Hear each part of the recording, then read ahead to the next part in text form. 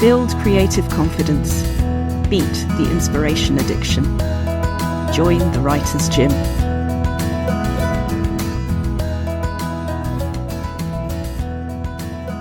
I want to have a little word today about the mythical creature I think does our psyches most damage as creative people. It is not a gorgon or a dragon or an ogre.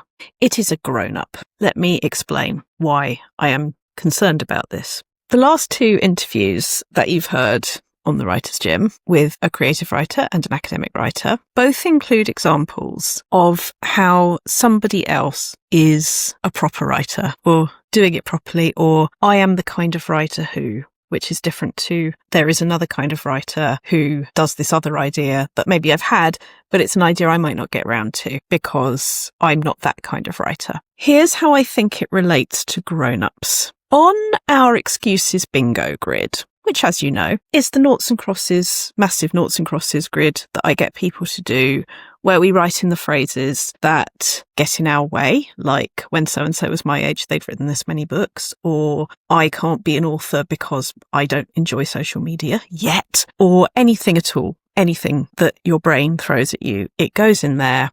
And it stands between you and a change in the status quo from book being in the future and this perfect thing that is out there in the future but doesn't exist yet, and where I am now. It stops the brain from thinking status quo is safe and the future is unknown and therefore not safe. That grid is there to keep us in the status quo. So anyway, the grown-up thing. Some of my grown-ups that I have looked up to when I genuinely wasn't one, when I was a smaller person, well, younger person, included people who did not believe starting a sentence with a conjunction like but or and was okay, even when it was fiction, even when you were doing dialogue, even when it was a voice. It's that sort of thing that means I still have adults saying things like, but I'm not allowed to start a sentence with a fronted adverbial. Those people didn't necessarily want to destroy emotionally authentic literature. That is not what they woke up in the morning thinking they wanted to do. What they wanted to do, probably, was get me through an English exam, showing that I could get through that hoop, that I did understand the rules. Unfortunately, because of the way we simplify in our brains, I would have associated those people with having a rule that they believed in, and that me breaking it made me bad or naughty or wrong. And I am carrying that idea of what a grown-up is in my head. It's helpful to spot those. They don't just come up with writing. They can come up with anything that we care about. There will be a grown-up in our head who we think doesn't have that problem. I would be a proper grown-up if my kitchen were as clean as my mother's. I would be a proper grown-up if I were writing this genre instead of that one. It can be anything. And when you hear your friend, your colleague, your fellow Writer's Gym member, your writing coach say any of those, you can hear they're not true. But when we're listening to our own, we can't always hear they're not true. So if you haven't already, have a listen to Ali and Zavi on the last two episodes and listen to how the books that they have created in the world, which are fantastic, have not stopped them from thinking, I'm not necessarily the kind of writer who. And if they are doing that, then it's not because of where they're at in their writing career.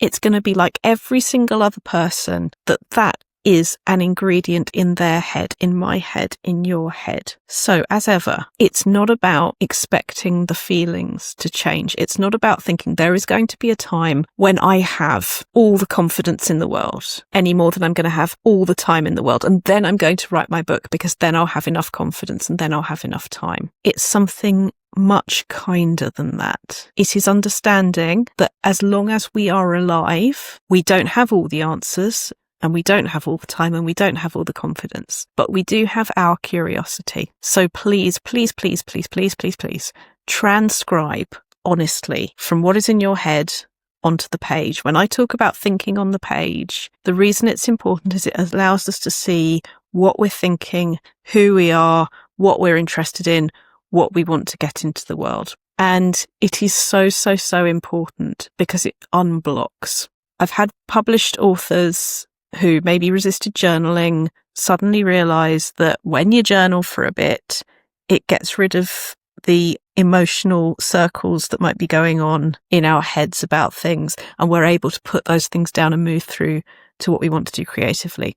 Similarly, if there is a creative idea in our head and we're not doing it because we don't think we're that kind of writer, that's another way of blocking. So what I am saying to you is that there is such a thing as adults, but I think the myth of the grown-up, who is completely grown up, who knows what's going on, I don't think anybody deliberately made us think that about them, and they certainly didn't make us deliberately not think that about ourselves. But let's just notice that story we're telling ourselves, and let's engage with the fact that writing is, as I said to Xavi, and I've said to lots of other people on previous episodes, it is not an exam room. It is a playroom. We are there to explore. We are there to discover.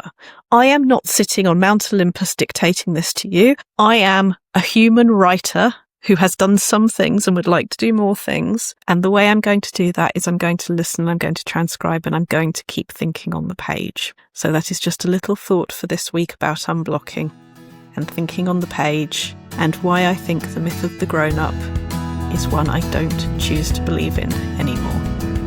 You've visited the Writer's Gym with author and coach Dr. Rachel Knightley. Production and sound design are by Ashley Lexine, and theme music is by Chris Gregory. To join a Writer's Gym workout online or in London, as a guest or as a member, visit writersgym.com or email thewritersgym@rachelknightley.com.